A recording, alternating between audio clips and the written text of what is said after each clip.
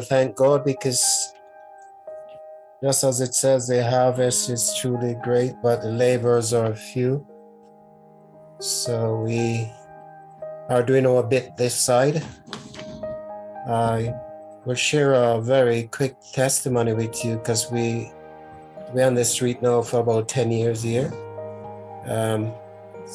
One of the testimony I would share quickly with the group is that I was on the street and I saw this young man coming, and before I approached him to give him the book, he said to me, I'm coming back.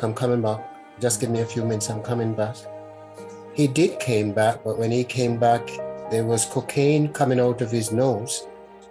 And he said to me, God not hearing my prayer because I'm praying, but God not hearing my prayer. And I said, why did you say that? He said, well, I'm not gaining victory. So we had a little talk and a little prayer, and he says, could you pray for me now? So I said, yeah, we could pray. So we hugged each other and we prayed, and he took all the book that his hand could hold.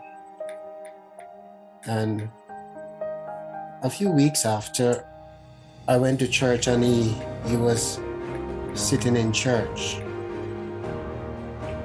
He sat in church there, and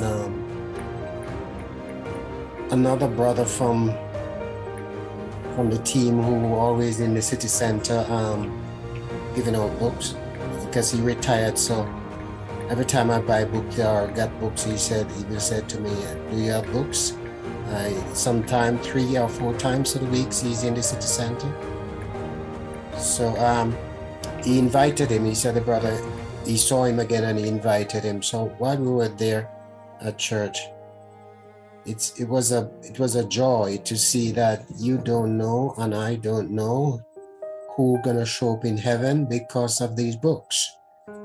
We want you to pray for him. I think his name is Sean. And the reason why we want to pray for him, keep him in your prayers, because he fell back into the crowd and taking cocaine again. But if the Lord could, he had a very good heart, that young man.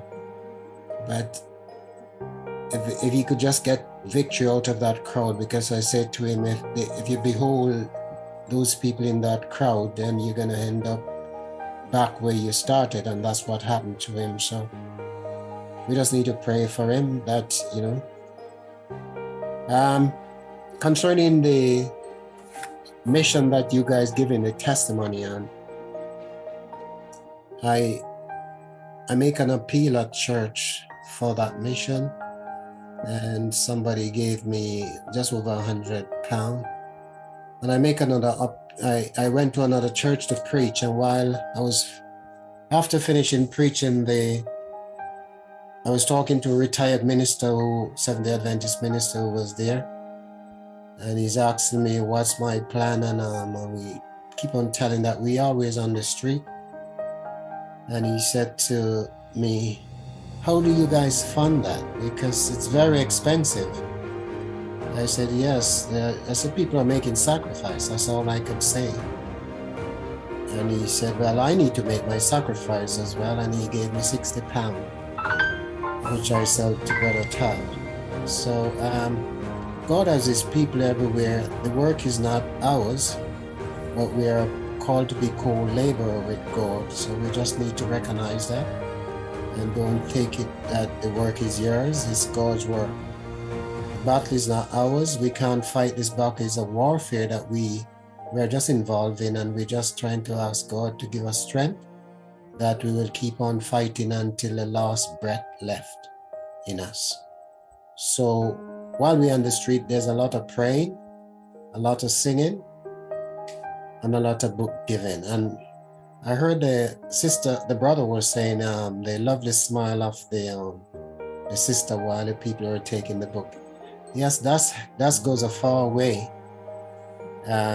When we're out there, if you're out there and you're sad, nobody will take a book from you if you're looking sad. So we need to have a happy face and smiling and tell people that, look, yeah, Jesus is alive, he's on the throne. But if we're looking a bit dull, then nobody wants to do business with us. And we're in a very great business for the Lord. So we need to just remember that. Thank you very much.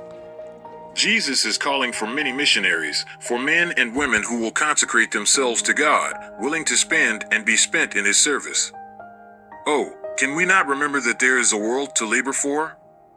Shall we not move forward step by step, letting God use us as His helping hand? Shall we not place ourselves on the altar of service? Then the love of Christ will touch and transform us, making us willing for His sake to do and dare.